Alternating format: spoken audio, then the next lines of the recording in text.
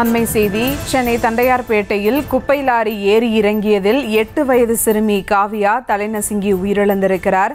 அது குறித்த ஒரு அண்மை செய்தியை தற்போது பார்த்து வருகிறோம்.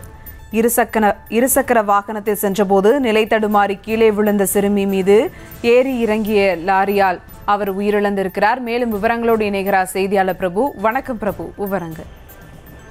சுபா, வணக்கம். சென்னை தண்டையார்பேட்டையில் இருசக்கர வாகனத்தில் வந்த 8 வயது சிறுமி நிலை தடுமாறி கீழே விழுந்ததில் அவருக்கு பின்னால் வந்த குப்பை லாரி அந்த சிறுமியின் மீது ஏறி இறங்கியதில் தலை நசுங்கி சம்பவ இடத்திலேயே சிறுமி பரிதாபமாக உயிரிழந்திருக்கிறார். சென்னை தண்டையார்பேட்டை கைலாசம் தெரு அடுக்குமாடி குடியிருப்பில் இருந்த 15 வயது சிறுமி ஒருவர் தனது இருசக்கர வாகனத்தின் முன்பக்கத்தில் கேஸ் சிலிண்டர் வைத்துக் கொண்டு இந்த 8 வயது சிறுமி காவியாவை பின்னால் அமர வைத்துக் கொண்டு வந்துள்ளார். அப்போது வெளியே வந்தவுடன் குடியிருப்பு பகுதியிலிருந்து வெளியே வந்தவுடன் இருசக்கர வாகனத்தின் முன்னால் வைக்கப்பட்டிருந்த அந்த கேஸ் சிலிண்டர் கீழே விழுந்திருக்கிறது.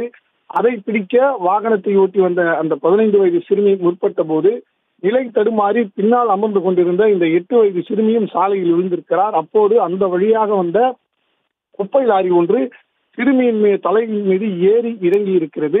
சம்பவ இடத்திலேயே தலை நசுங்கி அந்த சிறுமி உயிரிழந்த நிலையில் இதனை பார்த்த பொதுமக்கள் அங்கு ஓடி வந்து பார்த்தபோது குப்பை லாரியை ஓட்டி வந்திருந்த அந்த ஓட்டுநர் மது போதையில் இருந்ததாகவும் தெரிய வருகிறது. அவரை அங்கிருந்த மக்கள் சரமாரியாக தாக்கி இருக்கிறார்கள். தொடர்ந்து கற்களை கொண்டு அந்த குப்பை லாரியின் கண்ணாடியை உடைத்திருக்கிறார்கள்.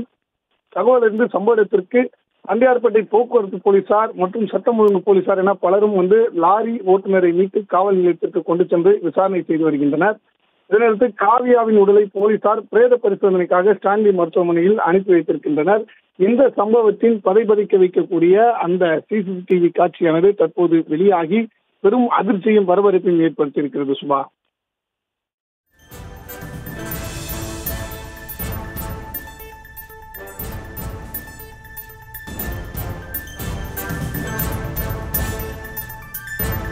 விவரங்களுக்கு நன்றி பிரபு.